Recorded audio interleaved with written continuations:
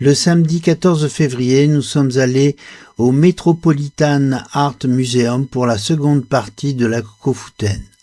Il y avait beaucoup plus de monde que le mardi précédent.